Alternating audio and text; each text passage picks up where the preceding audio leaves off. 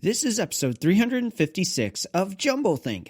T minus 10, 9, 8, 7, 6, 5, 4, 3, 2, 1.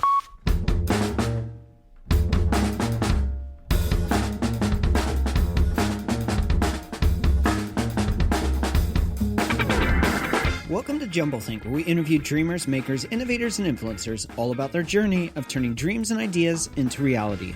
Along the way, we're going to share some tips on how you can turn your own dreams and ideas into reality too. On the show today, our guest is Nadav Zeimer. More about Nadav in a moment. Whether you're a new listener or a longtime fan, if you've never subscribed to Jumblethink, head on over to wherever you listen to podcasts, search for Jumblethink, and click that magical subscribe button. To make it even easier, if you head on over to jumblethink.com, you'll find links to Apple Podcasts, Stitcher, Pandora, and more. Now let's join today's conversation.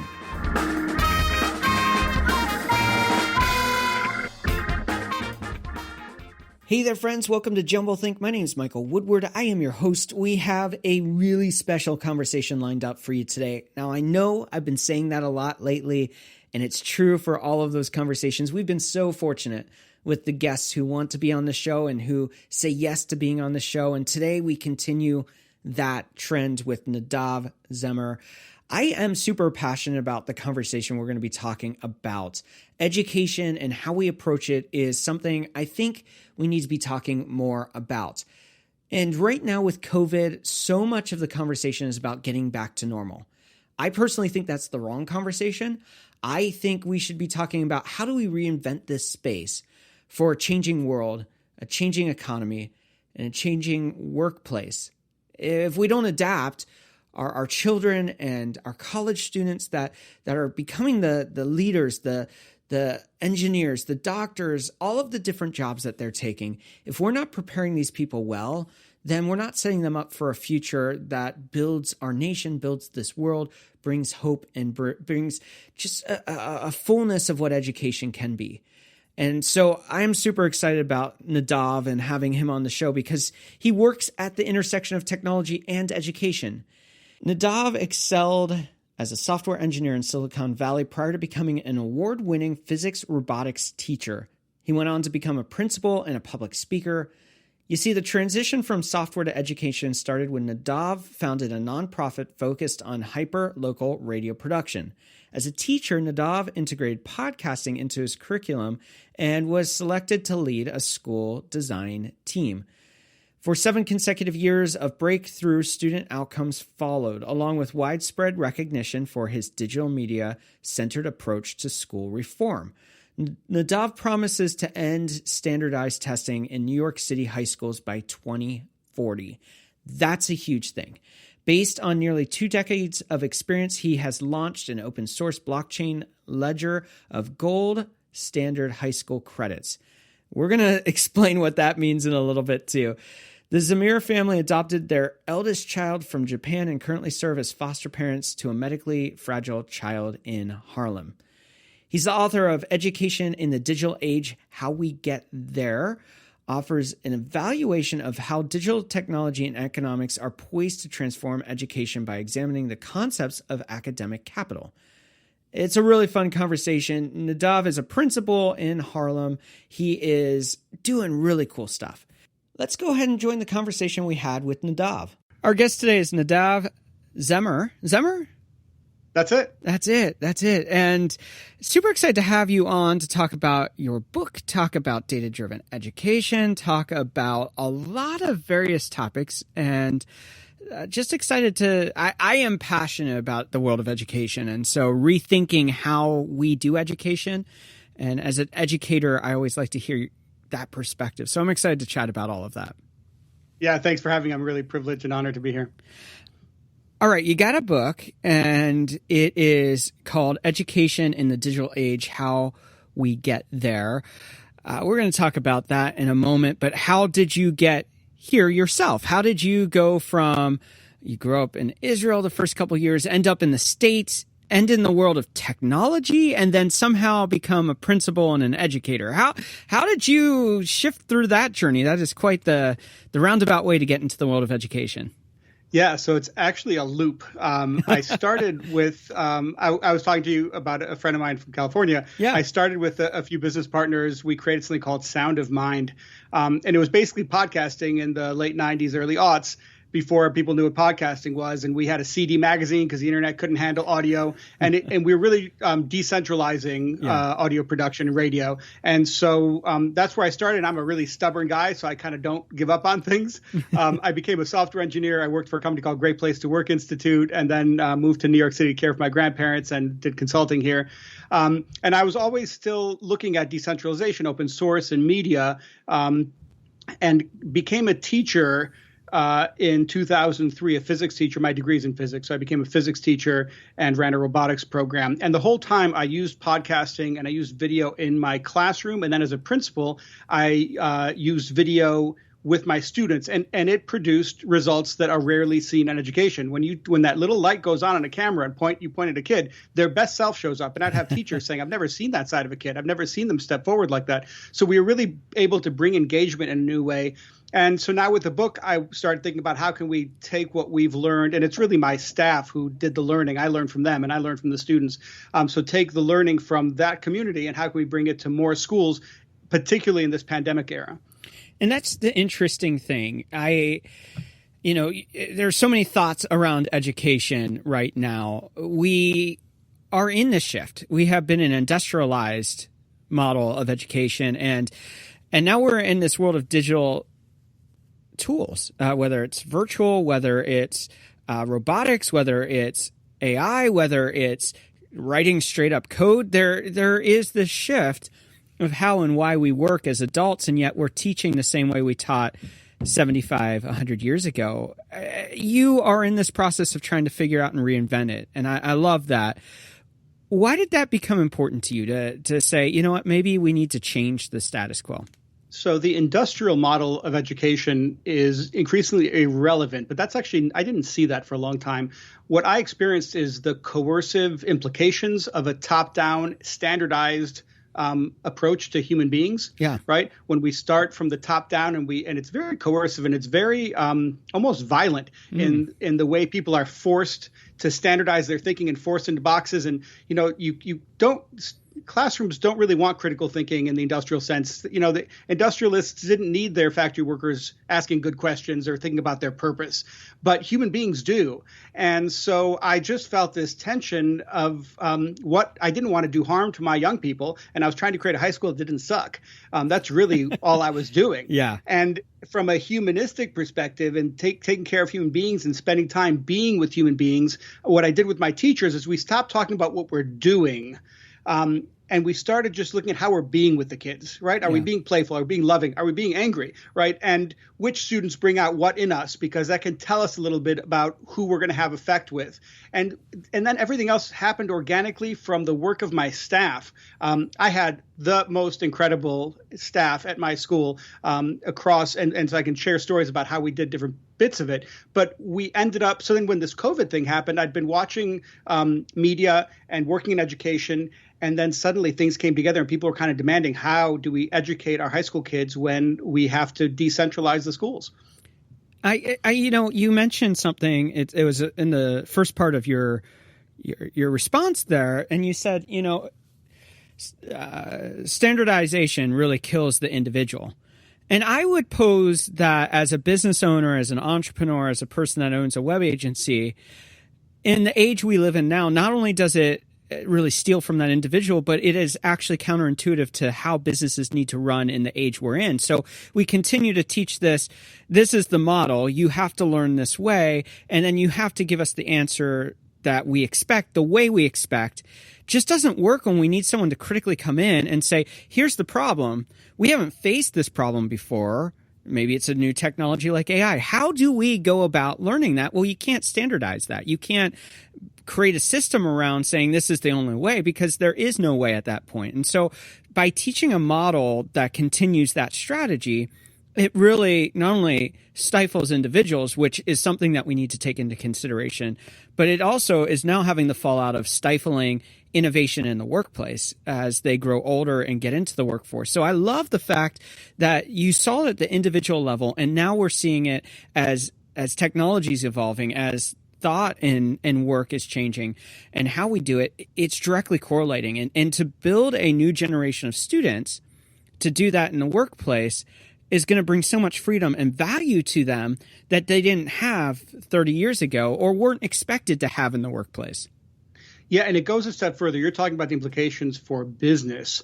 Think about the implications for these social media viruses of misinformation and disinformation. If you can't think critically, if you have to think of single right answers, if you can't evaluate to determine if it's signal or noise, we start spreading this misinformation and our society starts suffering. And then take it to democracy. Anytime we are fit neatly into boxes because we were standardized, it's very easy for someone at the top to manage our choices, to manage our attention, and to control us for their benefit. And democracy depends on us being able to advocate for our own benefit, right? And so for students to learn how to advocate for their own benefit, they need to learn to think critically. And that means that they are able to not think in those boxes and challenge those boxes so that they don't fall into them where they can be easily categorized by the AI engines. So it goes beyond just business. It's our democracy at stake, and it's our economic viability at large, not for individual business owners, but for any participants in the digital media landscape. Now, I forgot your question. I think that there wasn't really a question. That got back to where we were for sure. I love that there are certain pockets in which educators are having the freedom to explore what's possible and rethink the institutions. I have a good friend named Aaron Smith, Dr. Aaron Smith from Virginia. He runs a STEM school at an avionics center where they're learning about avionics and applying science and math and engineering and art and design all into this process of exploring. And they're teaching high school students in unique ways. However, well, let's just go after the government for a second. They're telling our educators how to teach in a lot of circles. So how are you as a principal able to step out and say, you know what, I'm going to enable my teachers instead of stifle my teachers to actually say, go explore, figure out what works, figure out how you mentioned earlier, you had certain teachers that would respond poorly to a specific style of student or not be able to teach with them. And you go, let's explore that. Let's figure out how we solve that problem. As a principal, I feel like you probably experience that more than anyone, that there are a lot of hindrances put in the way, a lot of roadblocks to stop you from exploring possibilities in teaching and learning. So how did you overcome those hurdles and enable your teachers, who are heroes in teaching a next generation, to have the freedom to live up to the potential that they have and not be hindered by a system that doesn't really, you have people telling people what curriculum should be that aren't even educators. So it doesn't seem like it adds up, and yet you're able to work around that.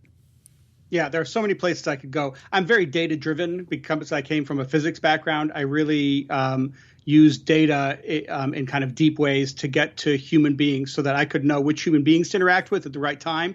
If you pull a young person into a room at the right moment because you notice that something's going on and they haven't expressed it, it's really easy to make a connection. Or if you visit them when they're in prison, or there are moments in people's lives that you can show up.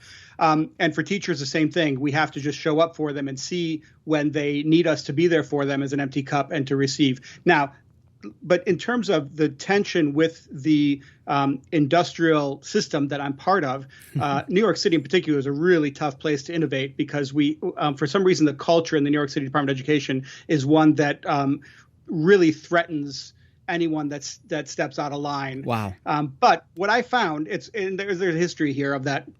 But what I found is that human beings are bigger than any system. Yeah. So the person evaluating me, the person auditing me, the person investigating me, any person that comes in, no matter how nefarious their intention, when they walk into a school and feel magic, they know that these kids are being served, and they all got into education because they want to take care of kids. So when they see it happening, I learned that they somehow learn to look away to let me keep doing what I'm doing because the proof is in the pudding. They walk into that school and you could feel it. I mean, our recording studio, our greenhouse, our science courses that were taught through a social justice lens, our karate dojo, like the way the students own that building, you walk in and you're like, oh, this is an amazing experience and I don't want to touch it. And so people were smart enough not to touch us.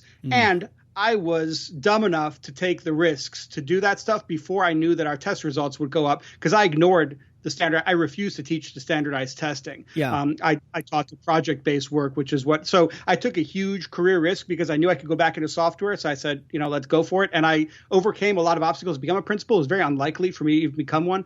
And then my model of leadership is service. I am not the leader in the building. The teachers are the leaders. We're an educational institution, and the teachers who have contact with the kids are leading us, period. My job is leadership support. And so when I look from that level of how can I empower the leaders in my building, and I become a servant to their leadership, I think that also helps those that want to make a difference. It helps them succeed a little bit more. And then I also use my art teacher to do all the professional development trainings for all the other staff. She was the one that, so looking at everything through a lens of art was something that also gave us access to how to engage creativity in some subjects that usually don't see it. I love this conversation because it dovetails with some other conversations we've had or will be coming up that haven't aired yet, but are going to be airing around the same time. One of them is human-centered design, which is a powerful, powerful tool to approach problem solving because it brings together both the creativity. And I said this in that episode, we look at analytics and we say they're not creatives, or they say they're not creative. And yet they're some of the most creative people because they're using that data to drive decisions. And yet that is a design process. And then we look at creatives and we say they don't have any value because they're not looking at data. And yet they bring beauty and elegance. And it's that human-centered design that brings those elements together of left and right brain and creativity and analytics that really makes something magical. The other conversation we recently had with a guest, Chad Veach, he was on. He just wrote a book called Help, I Work with People, and it's all about leadership and how leadership starts with yourself. And that to me sounds like the decision you had to make by bringing in that art teacher, by you yourself leading, and you use that word servant leadership to lead from a place of serving. That's not the model that, the 80s capitalist model, which isn't the only capitalistic model out there, but that's not the model, of greed and self-centeredness. It is a pivot away from that to say we look at humanity instead of the individual. We look at the whole. We look at how this comes together in cohesion. And at the end, what I see that you're doing is you're empowering not only yourself to bring new systems, but you're empowering your teachers and you're empowering the students to thrive. And so you make this pivot and you're seeing results of that outcome of the pivot. So talk to us a little bit about how those changes have impacted test scores or the outcomes of individual students and what they've gotten out of that process. Yeah, there's so much to unpack in there. So in my book, the main context that I talk about all this in is a shift from having a job, right? Punch in, punch out, get paid, to doing work. Yeah. Right? You get paid if you produce something. Yeah. And that's the shift that's happening. It's been happening for a long time, and companies have been kind of struggling with it. So within that context, that's really what I was looking at. How can we lead based on the quality of work we do, not based on our position? Yeah. Right. And so those are different aspects. And another piece I would say is it's not just, you were talking about the data versus the creativity. There's also a piece of like the head versus the body and the heart. And so teaching whole human beings, not teaching minds, but teaching beings, right? Looking at body language, having programs that address the body, bringing mindfulness in a digital economy where attention is our value proposition, right? If we can't focus our attention, if we can't be mindful and focus it to produce a result that we are striving to produce, we won't be successful economically for, the next era. So it's those pieces of bringing the whole human being in. So let me just give you an example of how I use data and I bridged that gap a little bit. Yeah. I had a heartbeat, a data heartbeat, what I called it. I asked teachers to put in grades once a week, right? Once a week, just look over your grades. You might put in grades every day. You might, whatever you do, you might base most of your class on a project that ends at the end of the term. So the data might not be good, but I just want something every week, because what I would do is just look for changes. If I had a student who is failing all their classes, but suddenly 1 week I see they bumped up by 40%, like that week they passed, overall they're still failing everything. But that week they passed, I go pull that student aside and congratulate them. Yeah. Now, on any other metric, they're failing all their classes. And what are you doing congratulating them? But I would point a video camera at them and say, how did you do it? This week, you are an A student. How did you do it? I want to teach the other students, and I would put them in the center. I would give them attention. On the flip side, a student that suddenly dropped, the data went in once a week. That means, on average, I could catch within 2 or 3 days if somebody had a life event. Yeah. So I would get the data. I would look at it and say, woo, something happened last week to this kid. I would pull the kid aside in a private space, and they would start crying and saying, how did you know? And I was like, what do you mean, how did I know? Your attendance number dropped. You're no longer on time for your classes, right? Little data. So the do now, which is the thing that we do at the beginning of class, I would just look at that to see if they're showing up for little bits of that. So the data isn't important at all. What the data tells me is where to go find the right human beings to interact with. And the work then happens in interacting and listening to that human being, and not just listening to them, but listening to the future I see for them, not to what they're presenting in front of me. I'm listening for something that I've created for them in the future. So I'm listening a very particular type of way in my interaction with them in a bigger context than what they see for themselves. I'm a big fan of equality when it comes to the rights of people. And yet, on the flip side, that I think that conversation has trickled down and caused a very damaging conversation. And what you're hitting on here, I think, really highlights that. When somebody is doing well, you treat them differently. When someone's doing poorly, you treat them differently. And so often our system has done a poor job of saying saying we're all equal, we treat people actually not right to the situations they're going through. And I think that's the downside of saying we must treat everyone the same, is that not everyone is going through the same circumstance. Not everyone is going through the same victory. Not everyone's going through the same hardship.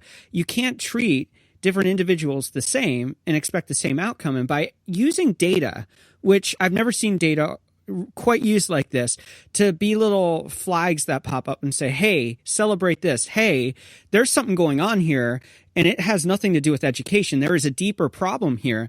And by saying, I need to treat this specific individual different because there's something going on here, that's really powerful in shifting how they even view themselves. And I think that we miss that by saying we've got to treat everyone the same and have that equality of treatment that actually hinders the possibility of unlocking the special uniqueness of that individual. Yeah, it's so true. It changes the whole context, right? If a student's coming in and acting up and nobody finds out why they're acting up, they piss you off. Yeah. And they end up making you act up, right? Yeah.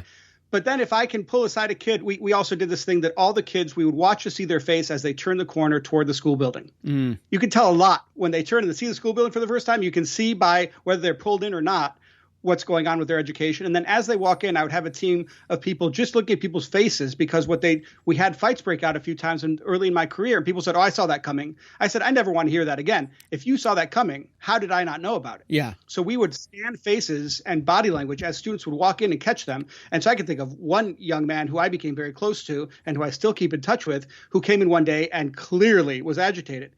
And he would have wreaked havoc that day. Mm. It turns out that armed gunmen broke into his apartment, people that I think he knows, put bags on their faces, held guns to their head while they stole all their things. Him and his brother were home alone. And he came to school the next day. So when I could email the teachers and say, hey, this is what happened to this young man, so that you know. And suddenly the teacher was looking at him like, what, you're here in school today? Yeah. Holy shit. Yeah. Right? And so they were looking at him differently. When he would act out, they would be like, no, come here, honey. Let me get you to sit down with some. Let's give you a little private. The context was different. They got where he was coming from.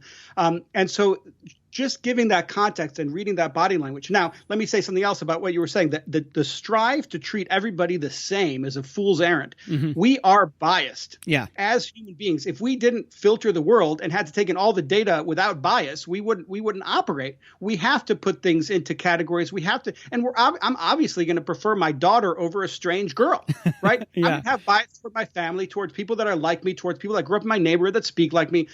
Those biases are real. And instead of trying to treat everybody the same, we should just start being honest about how biased we are. Yeah. And it's okay. It's human. It's how we survive. It's a good thing, as long as we don't let it control our actions. As long as we say, hey, wait, I might be biased. Let me actively put that aside and say, hey, you're different from me. If I'm hiring, for example, you're different. I want to hire people that are different, but it's hard for me because my bias is going to be not to recognize your strengths. So I just want to put that out. And just by acknowledging it, let something happen that doesn't. So the idea that we can ever be unbiased is that same standardization mindset, which is total crap. We are biased. Let's own it. And I think that media is a great example of that. Whether it's conservative or liberal media, they are wrapping bias as fact. And that's a dangerous place to live in because, as you said, bias isn't necessarily bad. It's the believing it's absolute and truth that it becomes inherently bad. That my bias is okay and I can justify it as absolute and then force my bias on someone else. Well, that's really damaging. And when you take the time to say, okay, this is my bias, why do I think this way? Then you can start having conversations that bring education, that bring in a holistic view of this to the circumstances, to how you respond, how you're presupposed to actual action, and use that as a catalyst for change. Yeah. If a teacher has the courage and has an environment to say, hey, I think that student's not going to amount to anything. I want to admit that because as a teacher, my job is to see them amount to something. Yeah. If you can admit that you have a bias because that student triggered something in you, like you said, it starts with you. Yeah. Why does that student trigger me? Yeah. Right. And it's me. It's not them. And then you can tell the student, hey, there's something about you that triggers me. I'm sorry.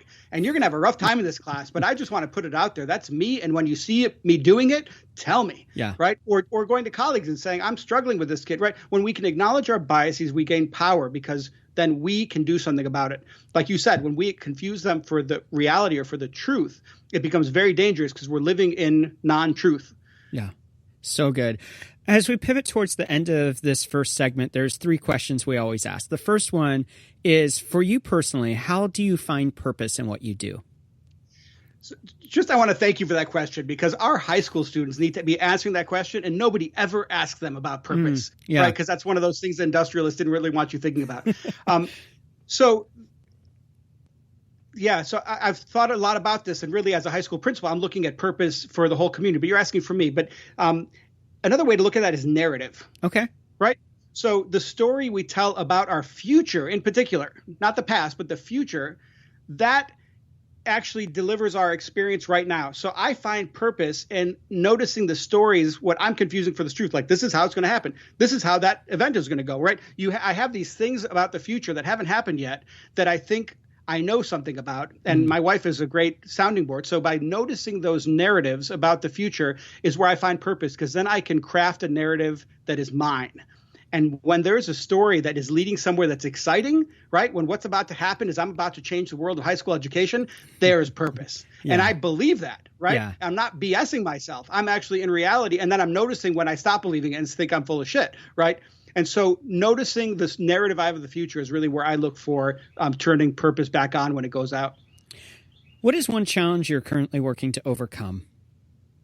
You know, it's funny. I used to say people's fixed mindset about how education is supposed to be. But since coronavirus, that's not, people are totally open to change. It's amazing. Yeah. But one challenge that has been my challenge for a long time is taking my body for granted, my health and well-being. I do not manage that with integrity or well. My health is a challenge that I'm really looking to overcome right now. What's the next big dream, idea, or goal that you have? To end standardized testing in high schools in particular, period. Yeah. We're going to take a break right here. And when we come back with Nadav, we're going to go deeper into this conversation. We're going to talk about the impact of COVID-19 and how we can actually use this as a launching pad into a better future for education. We're going to take a break right here, but we'll be right back.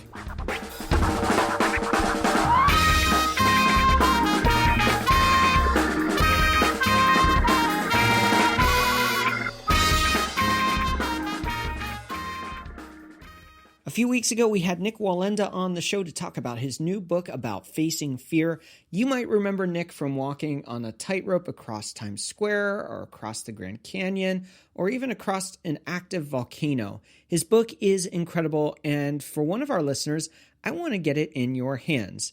All you have to do to enter is simply go to jumblethink.com and sign up for our email newsletter. In a few weeks, we're going to be drawing one name, and I'll be sending it to you so that you can read the book too. So head on over to jumblethink.com and sign up for that newsletter. Now let's return to today's conversation.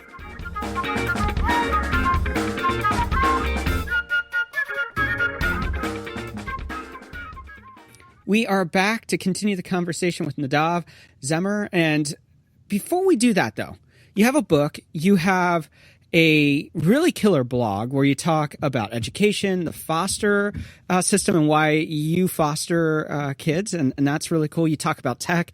You write quite a bit on Medium with some really insightful articles. I was on there actually earlier today, just skimming through again and just really enjoying that.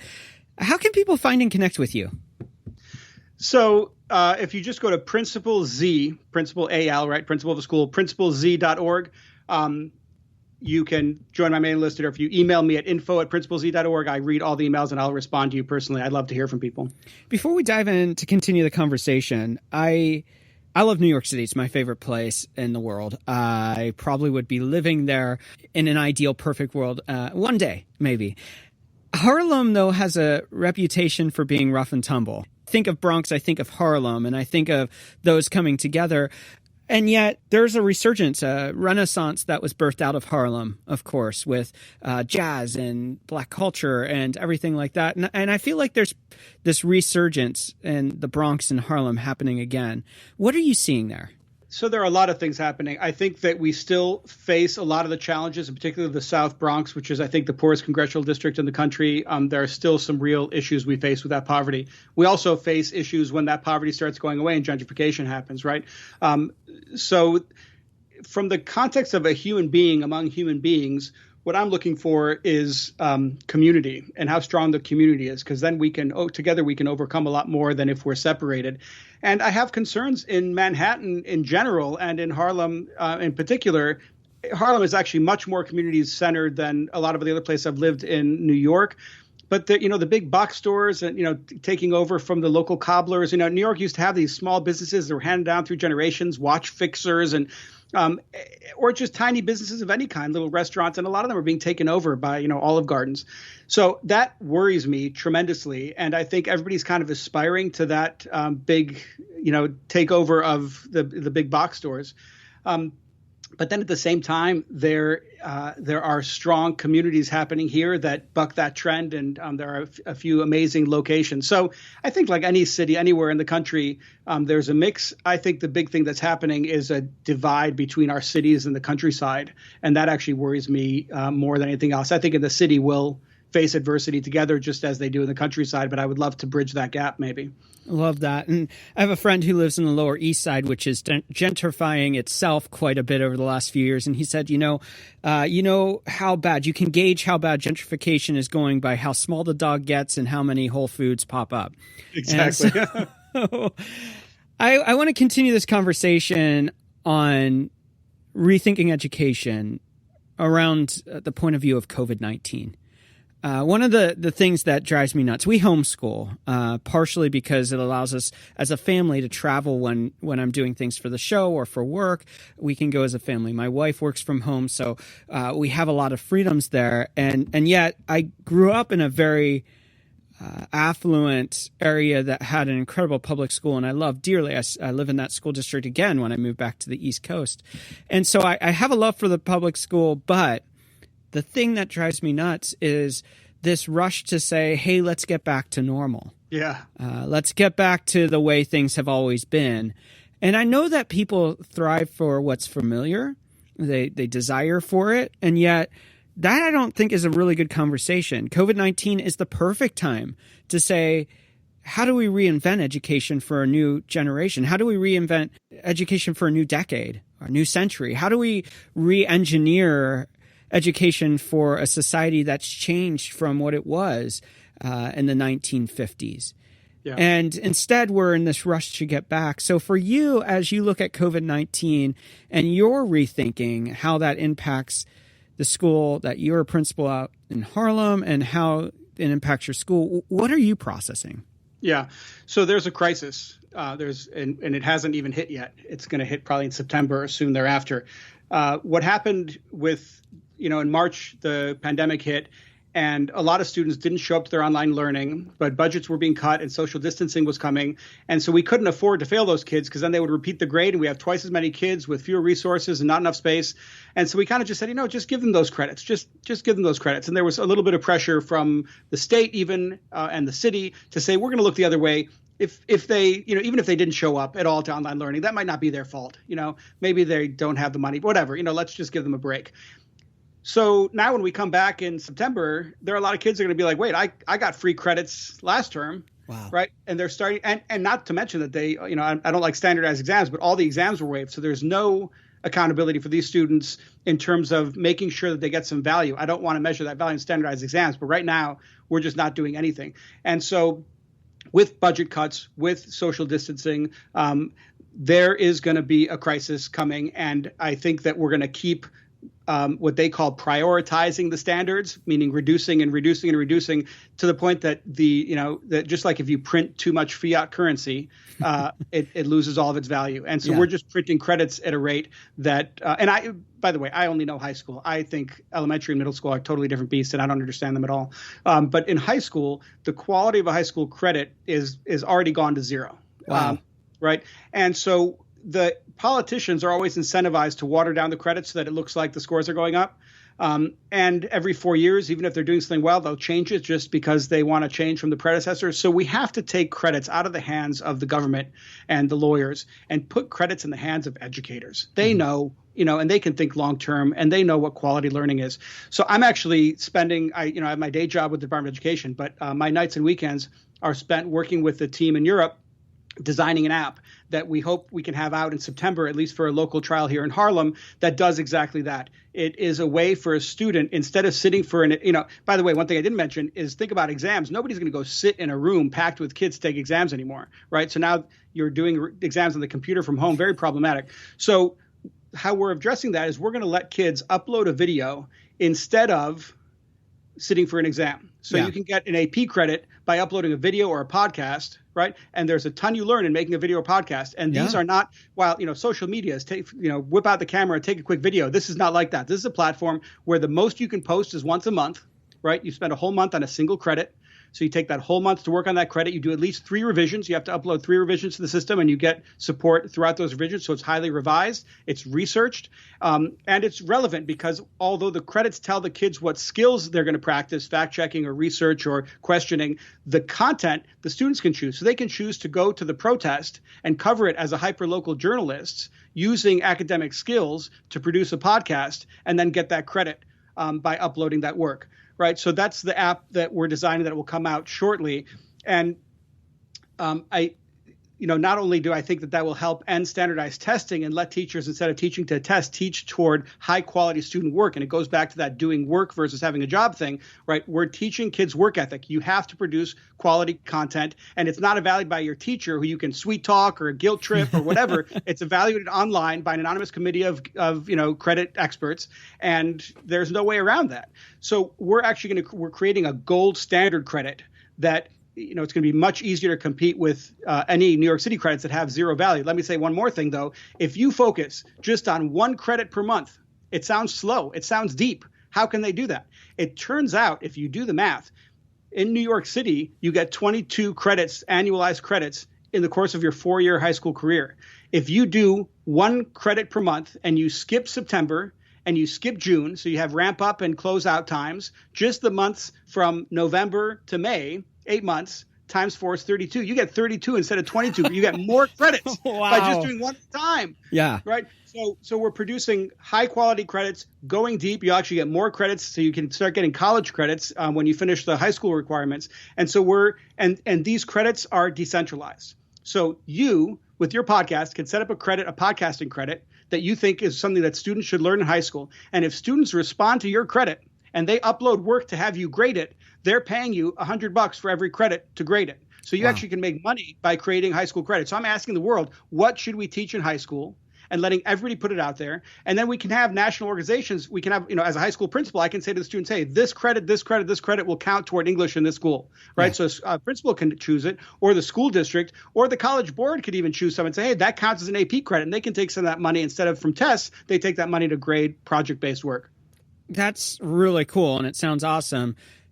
where can people find and keep up to date on that? Because that is something that, I'd love to keep an eye on and watch as it happens over the next year, and see that evolution, get involved and be a part of it. How can people stay up to date on that? So once they say before beta testing, you're in dark mode where you're not supposed to talk about things. Yeah. We're in dark mode. I can't even tell you the company it's a gaming company actually that's building this for me, and they're donating all the engineers. Wow. So you won't get me to shut up about this. Just by the end of the month, I think we'll have the prototype out, and then I'll talk to everybody. But what I'll say is my mailing list. If you just go to principlez.org and join that mailing list, I will share updates there as soon as I can because I'm excited to share. I think everybody knows the video game that these guys produced, and I think it's really fun to see the app that they're producing. I'm already playing with it, and it's really exciting. So just that mailing list is the best way to stay in touch. Do you think, and I'm going to stay up to date on that because I'm super excited about that, but do you think in 10 years, students will still be, as the majority of their time, sitting in a classroom, learning the traditional methods, or do you think that in 10 years from now, we're going to see a radical shift? I think just because of COVID, 11th and 12th graders will be sent out of the school building to be hyper-local journalists, to go, report on stories and create content together. Those that earn the right, those that know how to, behave and be safe, and be professional. And then other students will get more one-on-one support in the classroom, but it'll be much more intimate, much more focused on them as human beings. And I think 9th and 10th grade is a transition before you might be adult enough and professional enough to do that and to go out on your own and ride the subway and not go crazy. And so the educators know which students they can unleash into the world. And so the students that are not ready will get embraced a little more. There'll be more wraparound services because a teacher can teach 30 kids if they're spending 4 days a week out of the building, and they just have to touch base in a circle with them to get updates about their project and share. It's it's a much different model than having them there in a room and every 40 minutes a bell ringing and moving. So I think we're going to go deeper. I think the high school building will still be an important place for students to have a safe place. But I don't think it's going to be this industrial bells ringing Carnegie units, seat time, clock in, clock out, get your credit and learn nothing. One of the other things that frustrates me most about education is that it is in its own space. And so often a lot of educators segment away from engagement in the world outside of the school when it comes to embracing education. Now, years ago when I was in Chico, California, I was a part of a board for a school district that helped create curriculum around the world of coding. I owned a web agency, still do. And so they're like, you're doing this. What do we need to be teaching students? How do we get more of that where educators in the business world, educators in the government, educators in the entertainment space, the entertainers in the environmental spaces, across all of these different sectors, how do we have partnership that goes deep and rich? And it's one thing for an educator to come in and say, this is all the stuff I think you should be learning around, let's say, code, because that's the world I know. It's another thing for somebody who eats, sleeps, and does it every day and makes a living off of it to come in and say, this is what is expected in the real world. How do we partner more? How do we make the education actually have value once somebody leaves a classroom so that it transfers into those spaces better? And instead of being segregated between our spaces, here are the educators, here are the business leaders, here are the technical leaders, here are the political leaders. How do we, and I'm not saying on the flip side, have people like me saying this is the only thing you need to teach and demanding our way. How do we create true partnerships so that there's value there, so that there is a real understanding of teaching information well that is relevant to today? Yep. You open source the credits, right? So it's exactly what I was talking about before. If I let all those industries, all those people create their own credits and make $100 per piece of work uploaded for those credits. So there's actually a financial incentive. On top of that, if you're a public radio station, you're also getting youth voices that you're determining what they're about and how they're structured. So you're getting free content, essentially, plus $100. You're getting paid for the privilege of getting this content. It's a great value proposition for media, but also, like you said, for environmental, for coding, for any industry to say, I think it's important for this to be taught in high school. You go out and create a credit. And what that means is you write really good project-based curriculum, because our teachers should not be writing the curriculum. They should be delivering. They should be with the kids. They shouldn't be going home and having to write on top of that. So if you write stuff that the teachers love and that is useful, and tutorials that students can follow, or build an app that students can follow, make it easy as possible to deliver the content, then teachers and students will adopt it and use it. You'll get paid and you'll get your credit active in high schools. That's the flip, right? That's the inversion of the industrial model, where it's centralized from the top down, where the standards never change. They change once every 20 years. So they're totally out of touch. They're totally irrelevant. But now you can have a Black Lives Matter credit that becomes the big credit to get this year. But next year, it's a different credit, right? And the coding credit, where the person says, I don't care what you learn, I care what you do. Get your hands dirty and do stuff by producing code. I know you learned something. I'm actually not going to tell you that you need to learn if, then, and I'm not going to give you that, right? So the coders know how to teach code. They know how to get the kids' hands dirty by doing rather than by talking about it. And similarly for every other industry. So if industries want kids to arrive to their industry prepared, they can create high school credits that serve the teachers, that students are excited to produce, teaching skills that the students then apply those skills to areas that they're interested in terms of content. And I think that decentralization of credits, and then the credit, obviously your bar for accepting a credit and declining credit has to be good enough that when parents look at it, when districts look at it, they say, this is definitely worth a credit. This is definitely 180 hours worth of work, which is what one of these credits that I'm designing is worth. New York State, it's 108. So our credits actually take more work because we integrate the homework and the classwork. Anyway, so I think by decentralizing high school credits and let anybody create a credit, we start having an ecosystem, a marketplace of credits, where the most useful credits for the students and the teachers are the ones that work, and it gives everybody an opportunity to impose their thoughts on education. I want to circle back as we wrap up the second segment to your book, Education in the Digital Age, How We Get There. Who's it written for? Is it written for the educator? Is it written for the parent? Is it written for the student? Who is it written for, and what are they going to get out of that book? So it was written actually for the open source decentralized community. So kind of like the blockchain community is where I started, because I really thought that the decentralized trust that Bitcoin proves is possible, right? If you can decentralize money, you can decentralize high school credits. So the Bitcoin blew my mind that it even exists. I still don't believe it. So I was really talking to people that get those trends.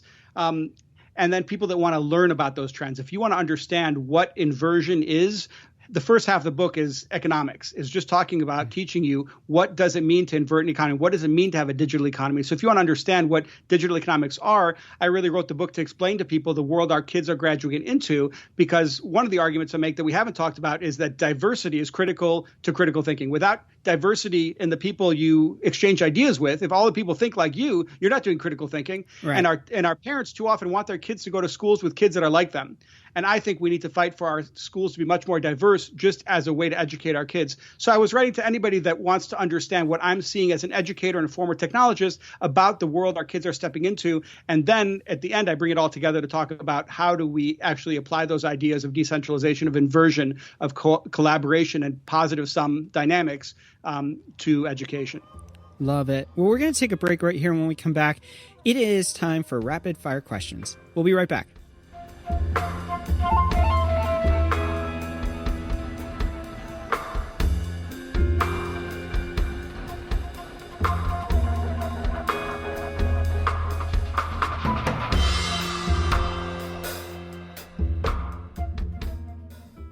Chasing big ideas and dreams is hard to do. Doing it alone makes it almost impossible. But where do you find a community of dreamers and idea makers just like you?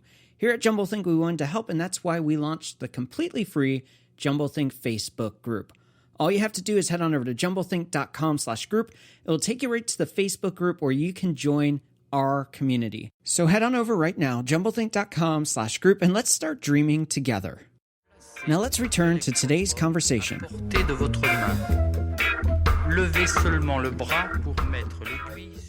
We are back with Nadav. All right, are you ready for rapid fire questions? I'm ready. As a child, what did you want to be when you grew up? I think a diplomat, something like that, where I could work. I liked seeing conflict turn into resolution. That really was something I always loved. What is one tip you'd give someone with a big idea or dream and they don't know where to start? Start in your body. Start in your body. Take time to breathe. Take time to feel your body. And then that will lead you to action, right? And to honor your heart. And if you're in touch with what's going on in your body, not just what's going on in your head, it will guide you. It's much smarter than your head is. What is one change you'd like to see in the world? That high school is a really magical place, is a really time in our lives that we all agree is magical, and our high school buildings are a place where magic happens. What do you want your legacy to be? I want something that I create to grow up in the world. And what I mean by that is that no one knows that it came from me, right? Like, think of something like AA. Do you know the guy that created it? I don't.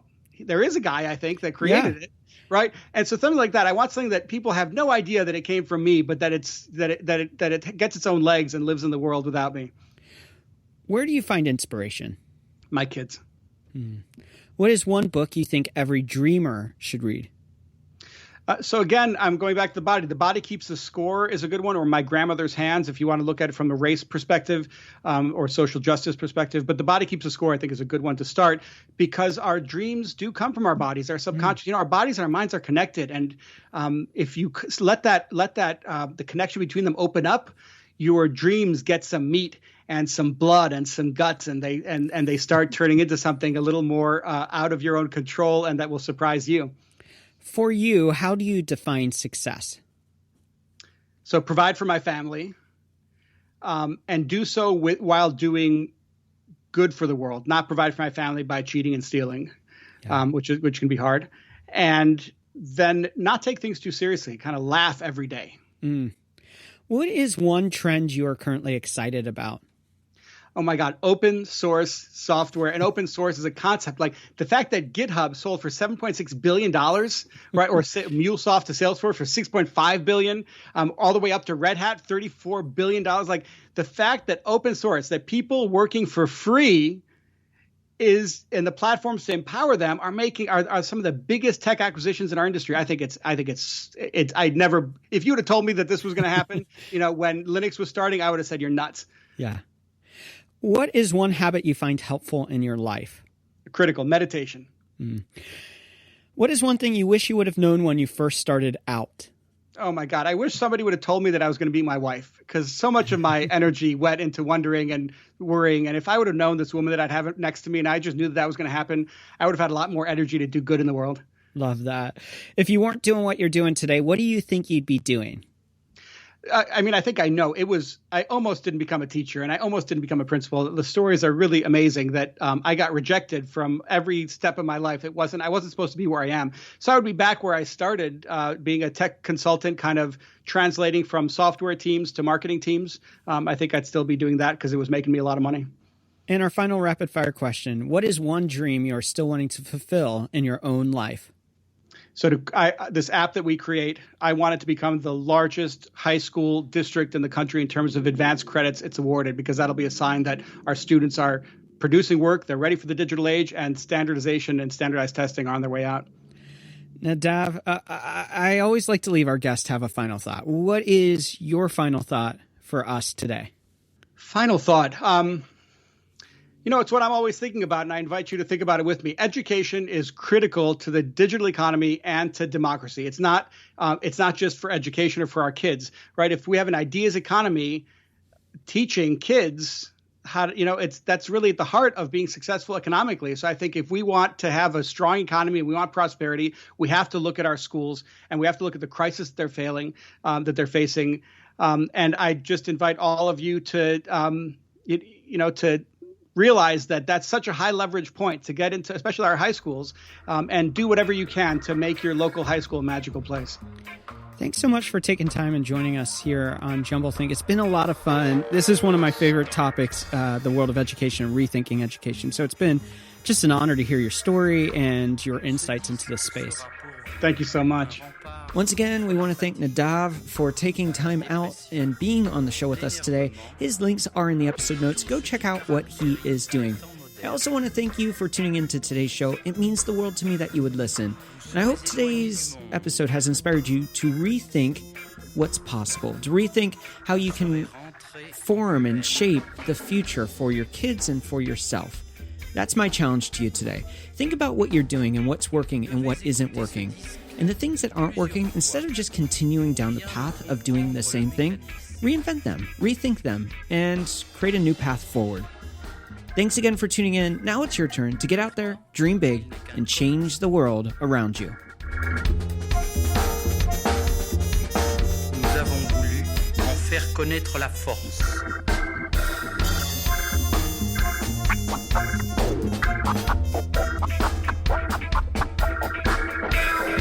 Vous verrez comment un simple disque peut aller plus loin que vous ne l'auriez imaginé. Mettez-vous dans une tenue légère.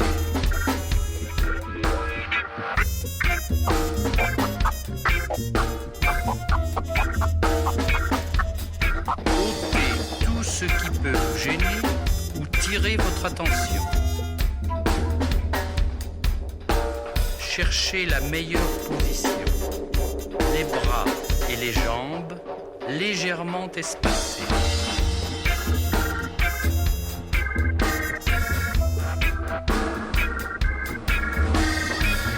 Étirez-vous doucement, mais complètement. En avant, en arrière, sur les côtés. Vous êtes une autre personne.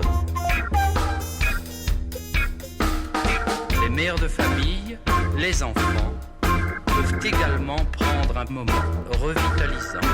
Dans quelques mois, lorsque vous aurez bien saisi la technique et que vous serez maître de votre corps, vous pourrez vous décontracter même en travaillant.